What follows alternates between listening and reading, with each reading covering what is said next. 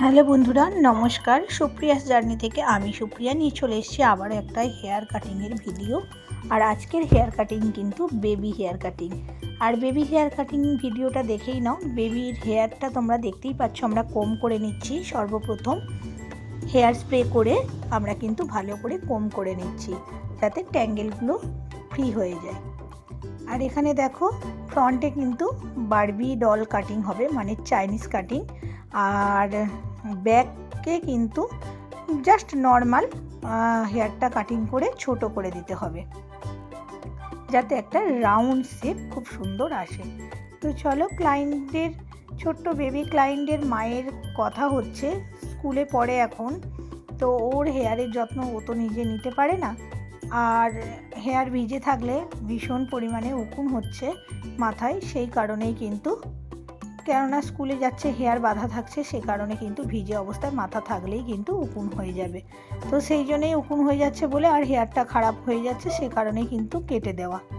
আর দেখো, Barbie doll কাটিংটা কত সুন্দর, কত কিউট লাগছে, ওর মুখে এত ভালো মানাচ্ছে যে কি বলবো। তো যাই হোক, আমি ফ্রন্টে কিন্তু সামনে সি সেকশানে একটু সেকশান নিয়ে নিয়েছি। আর সেই সেকশানটাকেই কিন্তু আমি সুন্দর করে আইব্রো লেন্থ অনুযায়ী কিন্তু আমি কাটিং করে নিচ্ছি।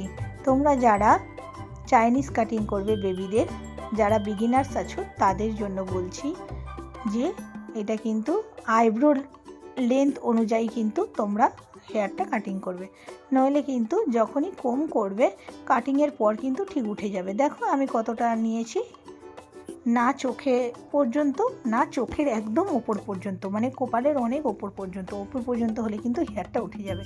আর দেখো, আমার বেবি ক্লায়েন্ট কিন্তু ও হেয়ারটা সব সময় ওইভাবেই হয়তো কোম করে বা বাঁধা থাকে, সেই জন্য কিন্তু হেয়ারটা কাটিংয়ের পর ঠিক যেভাবে আমি কোম করছি, কোম করতে করতে কিন্তু সামান্য ওপরের দিকে উঠে যাচ্ছে। যাই হোক, চলো, এরপর কিন্তু আমি একটা গাইডলাইন দেখিয়ে নিলাম, ক্লায়েন্টকে জিজ্ঞাসা করে নিলাম কতটা রাখবে। আর নিচের পোর্শনটা দেখো, একদমই হেয়ারটা নষ্ট হয়ে গেছে। এইটুকু একটা বাচ্চা, তার হেয়ারে কিন্তু খুব একটা হেভি গ্রোথ নেই, পাতলা হেয়ার। সেটাকে কিন্তু সুন্দরভাবে ট্রিমিং করে রাখলে কিন্তু খুব সুন্দর হেয়ারটা থাকে। বাচ্চা বলো, বড় বলো, সবার উদ্দেশ্যেই একটা কথা বলি, হেয়ার 6 মাস ছাড়া ছাড়া যদি তোমরা একটু করে ট্রিমিং করে নাও, তাতে কিন্তু খুব সুন্দর হেয়ারটা বাড়ে। যেমন ধরো, গাছের পাতার ডাল কাটলে গাছগুলো বাড়ে, সেই রকম গাছগুলো খুব ঝাঁকড়া হয়ে যায়, সেভাবেই হেয়ারকে কিন্তু এইভাবে কাটিং করে রাখলেই, তাহলেই কিন্তু হেয়ার বাড়বে। অনেকেরই ভুল ধারণা আছে, যারা বিগিনার্স আছো জানো না, তাদের বলে দিই, অনেক ক্লায়েন্টেরই ভুল ধারণা আছে যে হেয়ার আমরা বড় করতে চাই, কাটতে চাই না। কিন্তু যদি অল্প অল্প না কাটিং করো, তাহলে সেই পুরনো হেয়ারটা না গিয়ে নতুন হেয়ার কিন্তু আর কোনো মতেই আসে না। আর অনেক দিনের হেয়ার হয়ে গেলে তো হেয়ার গ্রোথটাও কমে যায়, হেয়ার একদম বাড়তে চায় না। সেক্ষেত্রে যদি একটু কাটিং করে দাও, তখন দেখবে সুন্দর একটা লেন্থে বেড়ে যায়। দেখো, আমি কিন্তু প্রত্যেকটা গাইডলাইন নিয়েই কিন্তু হেয়ার কাটিং করছি, একদম ধরে ধরে। দেখতেই পাচ্ছ, আমার গাইডলাইনটা যেখানে হেয়ার কাটিংটা শেষ হয়েছে, সেই হেয়ার কাটিংয়ের অল্প একটু নিয়ে, বাকি যে হেয়ারটা আছে সেই হেয়ারের অল্প একটু নিয়ে দেখো সমান করে কেটে দিচ্ছি। যারা তোমরা বিগিনার্স আছো, বাচ্চাদের বেবি কাটিং করতে ভয় পাও যে কি হবে না হবে, তাদের উদ্দেশ্যে এই ভিডিওটা তোমরা দেখে নাও। এভাবে কাটিং করলে খুব প্রপার কাটিং হয়। আর যদি হেভি হেয়ার হতো, তাহলে কিন্তু আমি দুটো সেকশানে ভাগ করে নিতাম। এখানে যেহেতু পাতলা হেয়ার, সেই জন্য কিন্তু আমি একটা সেকশানেই কিন্তু হেয়ার গাইডলাইন নিয়ে কাটিং করছি। তো চলো, এখানে আমার কাটিং প্রায় শেষ। এইবার আমি এই কাটিংটাকে একটু রিচেক করে নেব। চলো, রিচেক কিভাবে করব সেটাও আমি তোমাদের সঙ্গে শেয়ার করছি। দেখো, একটা হেয়ার কাটিং, আমার এই হেয়ার কাটিংটা পাক্কা 7 মিনিট থেকে 8 মিনিট লেগেছে এই হেয়ার কাটিংটা করতে।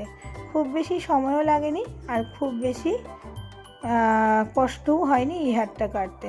চলো, আমি আবারও দুটো আঙুলের সাহায্যে চেপে চেপে দেখে নিচ্ছি যে কাটিংটা কোথাও ছোট বড় আছে কি না। কারণ এই ড্রায়ার দেওয়ার পরেই, হেয়ার ড্রায়ার দেওয়ার পরেই ছোট বড় যেখানে থাকে সবই কিন্তু বেরিয়ে আসে।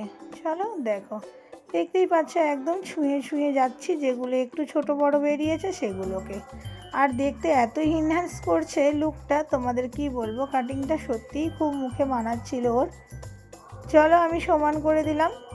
আর এই ধরনের ভিডিও শুধু হেয়ার কাটিং না, বিউটিশিয়ানের A to Z ভিডিও আসতে চলেছে বা আসে আমার এই চ্যানেলে।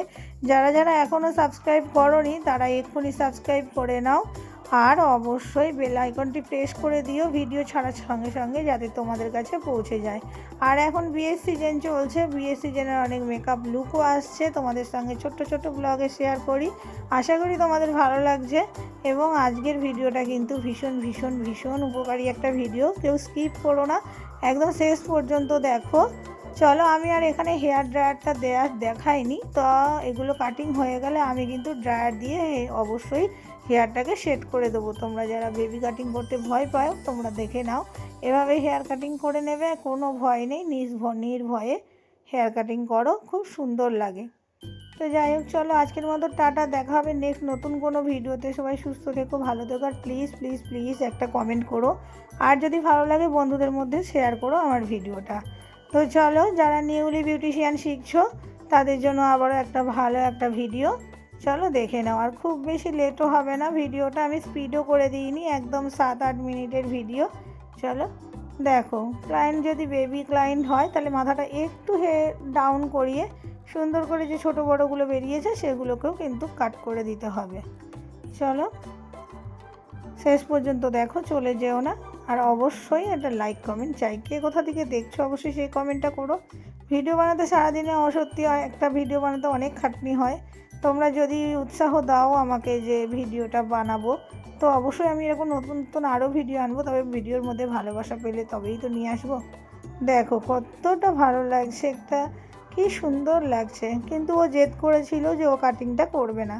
যাই হোক, আমাদের সবারই খুব ভালো লেগেছে, আশা করি ওরও খুব ভালো লেগেছে। চলো দেখো, ভালো লেগেছে আর মুখে কত হাসি। চলো টাটা, আজকের মতো দেখা হবে নেক্সট নতুন কোনো ভিডিওতে। সবাই সুস্থ থেকো, ভালো থেকো।